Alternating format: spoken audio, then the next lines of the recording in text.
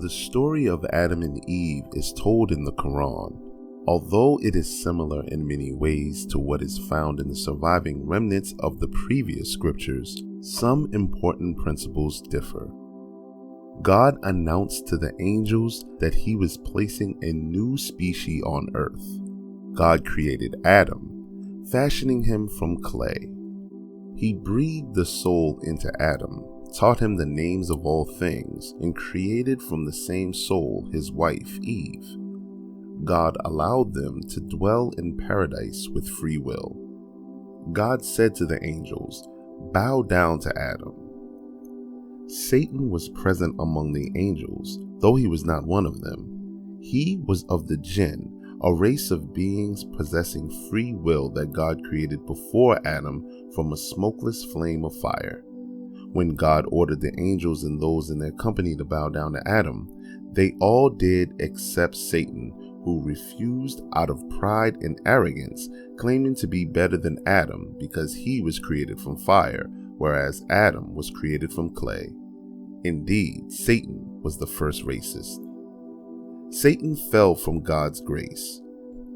God, the Reckoner, condemned him for his disobedience, but Satan, the accursed, asked God to give him respite until the day of judgment so he can make Adam and his descendants unworthy.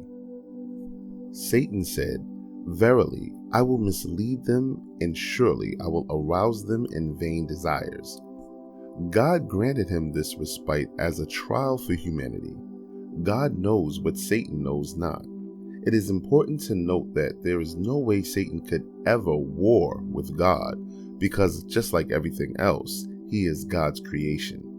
Satan exists only by God's will. He is completely under God's power. If God did not want Satan or his helpers to exist, they would not be able to remain in existence for even a moment. Islam does not give Satan any share of God's divinity. It does not attribute to him any godlike or divine qualities.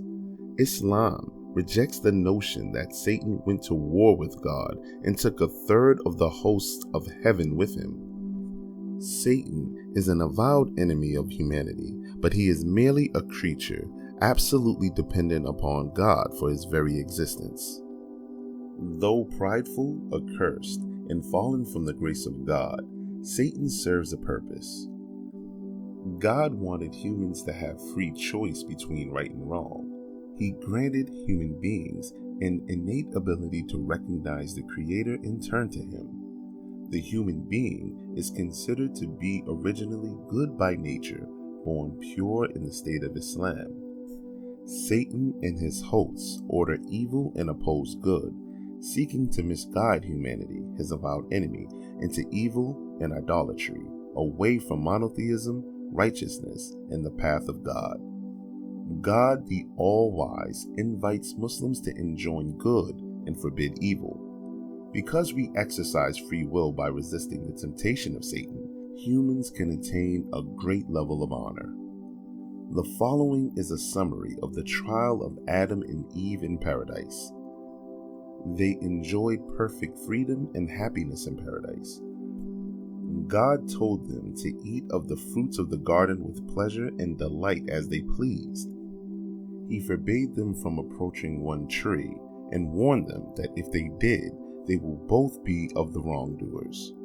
Satan came and deceived them, saying that God only forbade them from eating of their tree because it would make them immortal, or they would become like the angels.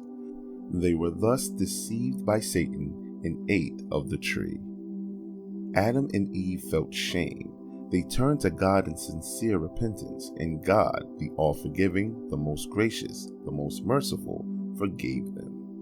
Islam clearly rejects the concept of original sin, or the notion that all humans are born sinners because of the actions of Adam.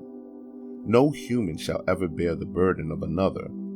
Every human being is responsible for his or her actions and is born a Muslim, pure and free from sin.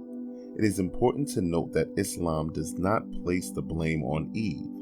Both Adam and Eve had free will. Both of them ate off the tree. Their sin and disobedience were a joint venture. Islam rejects the idea that women are wicked temptresses or cursed with the burden of menstruation and pain of childbirth due to the sin of Eve. God removed Adam and Eve from paradise and made them dwell on earth. God had earlier said to the angels that he was placing a new being on earth. Earth is where God, from the time of creation, in his timeless knowledge, wanted us to be. Thank you for watching The Shared Truth. Please like the video, subscribe to the channel, and turn your notifications on for more content. We also invite you to explore the channel's playlist for more videos that may interest you. If you have any suggestions or inquiries you'd like us to explore, feel free to share your ideas with us at any time by emailing us at thesharedtruthsib@gmail.com.